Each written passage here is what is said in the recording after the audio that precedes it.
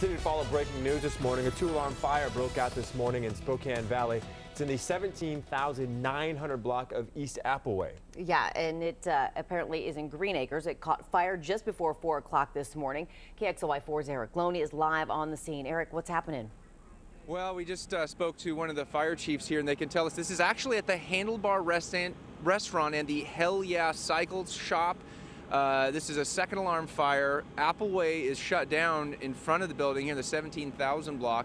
What firefighters just told us is that this got called out about 5 to 4 this morning. When they arrived, there was initially a good amount of smoke coming out of the front of the building, and then firefighters were able to knock down that initial fire and found out that it was actually a fire believed to have been started in the basement.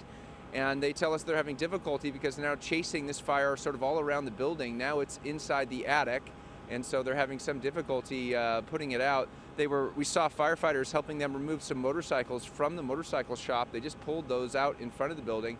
And you also can see there's some still light white smoke coming from the top of the building. Firefighters called that second alarm because they needed some help, more resources in order to put this out. You can also see how they have one of the ladder trucks up above it, trying to get an eye on the top of the fire on the roof. We've seen firefighters on the roof of the building. We've seen firefighters taking chainsaws in to start cutting some holes in the floor to get some water into the basement. And we're working to gather more information for you, and we'll come back to you as soon as we can. Rob and Derek. This morning with breaking news. A two-alarm fire broke out this morning in Green Acres. The Handlebar and Hell Yeah Cycle shop in the 17,900 block of East Appleway caught fire just before 4 o'clock this morning. KXLY4's Erik Loney is live on the scene. Erik, what can you tell us? Well, we just learned that firefighters are now in the mop-up stage. The white smoke that was coming from the top of the building has decreased even in the last 10 minutes. Firefighters are on the roof up there poking some holes in the roof to let some of that heat and smoke out.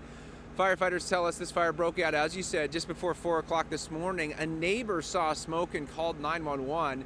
When firefighters arrived, there wasn't really heavy fire, just lots of smoke coming from the first floor. Firefighters were able to work their way in and find out the fire was actually burning in the basement, and it had extended up into the attic. And then firefighters say for the last hour they've been just chasing this fire around this building.